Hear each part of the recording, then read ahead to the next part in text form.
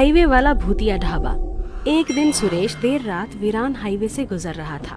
आज उसने ऑफिस में कुछ नहीं खाया था और भूखे पेट ही घर की ओर निकल पड़ा। कुछ घंटे गाड़ी चलाने के बाद उसे जोर की भूख लगने लगी। कुछ और दूर चलने के बाद अब सुरेश की हालत और ज्यादा खराब होने लगी। बहुत तेज भूख के कारण अब तो उसकी आंखें सिर्फ खाना ही तलाश रही थी। अब तो उसे गाड़ी चलाने के लिए ध्यान लगाने में भी मुश्किल होने लगी। फिर उसने गूगल मैप खोला और होटल, ढाबा सब खोज लिया, मगर 15 किलोमीटर से पहले कुछ भी नहीं था। तब उसने फिर से हिम्मत बांधी और गाड़ी को फुल स्पीड में चलाने लगा। कुछ देर बाद कहीं जाकर उसे एक ढाबा दिखाई दिया। ढाबा देखते ही उसकी जान में जान आई। ढाबे पर पहुंचते ही ढाबे का मालिक बोला, आइए आइए साहब, बताइए क्या खाएंगे? मटर पनीर, छोले भटूरे, दाल चावल, पूड़ी कचौड़ी या मस्त लस्सी लेकर आऊं? चाचा जी बस खाना दे दो, जो सबसे अच्छा बना हो। और फिर ढाबा मालिक ने नौकर को खाना परोसने को भेजा। नौकर खाना लेकर गया, सुरेश के सामने खाना रखा और वापस जाने लगा कि तभी सुरेश ने उसे आवाज दी, अरे सुनो वेटर, पानी भी दे जाना यार। नौकर बिना पीछे मुड़े गर्दन पूरी उल्टी घुमाकर कहता है, ठीक है साहब। ये देखते ही सुरेश के तो होश उड़ गए। अब उसने ढाबे पर नजर घुमाई। ढाबा पूरा खाली, महज मालिक और नौकर है वहाँ। टेबल एकदम गंदी, कमरे में भी मकड़ियों के जालों ने कब्जा कर रखा था। सुरेश बहुत डर गया। ये सब ढाबा मालिक देख रहा था। उसने तुरंत सुरेश को समझाया, देखो बेटा, डरो नहीं, ये ढाबा भूतिया नहीं है, ये तो बस रामू है ना, हर बार का यही नाटक होता है इसका। असल में ये योगा बहुत ज्यादा करता है, तो इसकी गर्दन लचीली है। और देखो, आज फिर तुम्हें डरा दिया। इसको निकाल भी नहीं सकते ना, यहाँ वीरान जंगल में कोई आता भी नहीं काम करने। बाकी ये टेबल गंदा है क्योंकि लोग यहाँ ज्यादा आ नहीं रहे हैं। हालांकि लोग कहते जरूर हैं कि इस रास्ते पर होटल और ढाबा बहुत चलता है, मगर असल में लोग यहाँ आते ही नहीं, गाड़ियाँ धूल उड़ाते हुए निकल जाती है। ढाबा मालिक की ये बात सुनने के बाद अब जाकर सुरेश की जान में जान आई और वो बिना कुछ बोले खाने पर टूट पड़ा। एक के बाद एक उसने 5 रोटी, दाल चावल, छोले, पनीर और फिर लस्सी सब चट कर दिया। खाना खाते ही सुरेश को नींद आने लगी। इतने में ढाबा मालिक खुद ही बोल उठा, अरे साहब, अभी रुक जाओ, सुबह जाना, रात में इस रास्ते से जाना ठीक नहीं है। ऐसा क्यों? आगे क्या लुटेरे हैं? क्या ये रास्ता सेफ नहीं है? नहीं साहब, आगे उससे भी ज्यादा खतरा है। मैंने कहा था ना कि इस रास्ते पर लोग कम आते हैं। वो इसलिए कम आते हैं क्योंकि ये रास्ता भूतिया है। महज 10% लोग ही यहाँ से बाहर निकल पाते हैं, बाकी बेमौत मारे जाते हैं। आखिर ऐसा भी क्या है इस रास्ते पर? इस रास्ते में आगे 50 किलोमीटर बाद एक बड़ा ढाबा पड़ेगा। वहाँ असल में कोई ढाबा नहीं है, वो बस कुछ भूतों का बनाया हुआ भ्रमजाल है। कहते हैं कि बहुत पहले वहाँ एक ढाबा हुआ करता था। ढाबा मालिक और उसकी पत्नी और उसकी एक जवान बेटी उस ढाबे का संचालन करते थे। तभी एक दिन रात में करीब 2 बजे कुछ लड़के वहाँ आए और उन्होंने खाना मंगाया। जब परोसने पर लड़की आई तो सारे लड़कों की नीयत बिगड़ गई। उन्होंने लड़की के माता पिता को बंधक बना लिया और उस लड़की से बदतमीजी की कोशिश की, मगर लड़की ने टेबल पर रखे चाकू से आत्महत्या कर ली। ये उसके माता पिता नहीं देख सके, उन्होंने भी ढाबे पर ही खुदकुशी कर ली। ये देख वो लड़के तुरंत फरार हो गए। पुलिस को भी कोई सुराग नहीं मिला, तो आत्महत्या बताकर केस बंद कर दिया गया। तब से आज तक उस ढाबे में रोज रात वो लड़की और उसके माता पिता उन लड़कों का इंतजार कर रहे हैं और हर लड़के को रोककर वो उस ढाबे में ले जाते हैं और उन्हें वहीं उसी चाकू से मार देते हैं, फिर ढाबे के पीछे वाले कुएं में डाल देते हैं। सुरेश को ये सुनते सुनते नींद आ गई। वो टेबल पर ही सो गया। फिर ढाबा मालिक ने एक शॉल निकालकर उसके ऊपर डाला और खुद वहीं बगल में आकर सो गया। सुरेश सीधा सुबह ही उठा, ताज़ा हुआ और नाश्ता किया और अपनी राह पर चल दिया। जाते जाते वो सोच रहा था, मुझे अचानक नींद कैसे आ गई?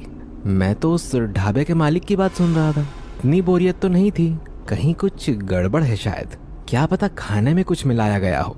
फिर आगे जाकर देखा तो ढाबे तो सच में वीरान पड़े हैं। फिर एक रेलवे क्रॉसिंग आई।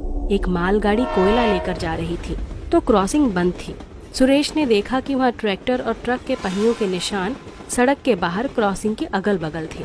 ऐसा लग रहा था कि यहाँ रोज ट्रैक्टर और ट्रक बाहर आकर खड़े रहते हों और वहाँ की जमीन एकदम काली थी।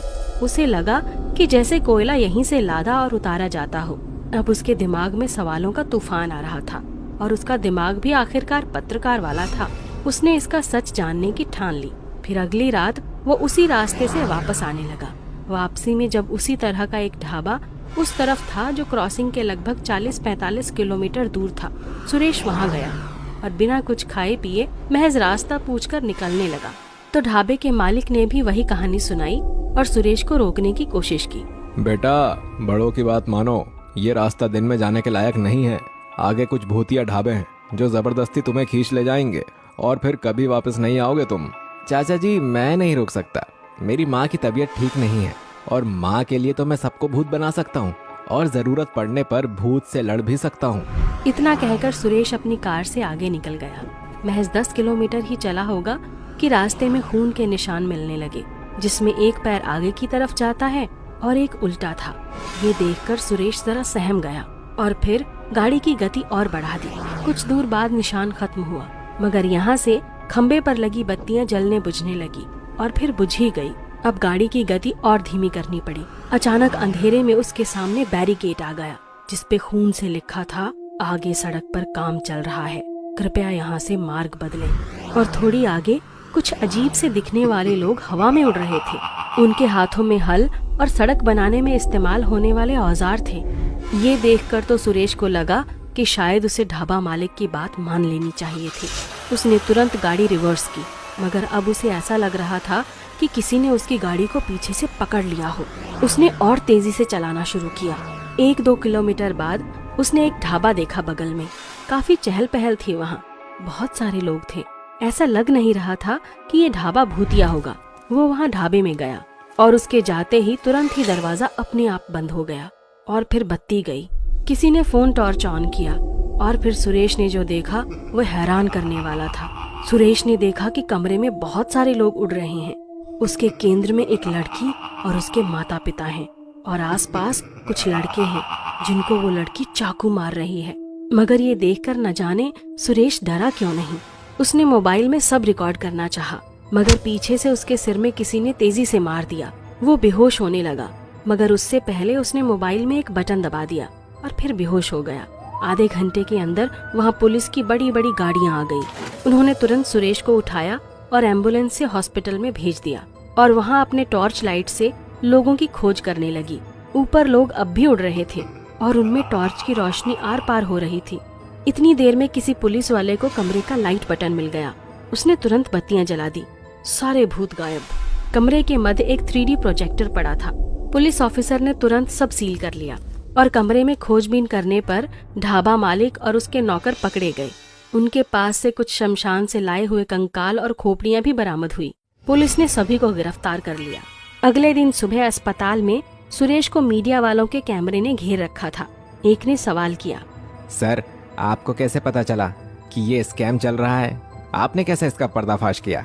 जब मैंने उस दिन वो मालगाड़ी देखी थी तो तभी मुझे समझ में आ गया था। फिर मैंने अपने मित्र रमेश से बोला, वो पुलिस में बड़ा ऑफिसर है। तब हमने मिलकर एक योजना बनाई जिसमें एक तरफ से वो अपनी टीम लेकर आ रहा था और दूसरी तरफ से मैं अपने मोबाइल का लोकेशन ऑन किए हुए था। मैं जहाँ जहाँ जा रहा था सब कंट्रोल रूम से मॉनिटर किया जा रहा था। उधर से कोयला चोरी करते हुए ये लोग रंगे हाथ पकड़े गए हैं और ये लोग इतने चालाक हैं कि लोगों को पहले ही खाने में नींद की दवाई दे देते हैं और अगर कोई आगे चला जाए तो उस ढाबे पर प्रोजेक्टर लगाकर लोगों को डराते थे, जिससे कोई बच नहीं पाता था। सुरेश की इस बहादुरी के लिए सरकार उसे 1 लाख का इनाम दी।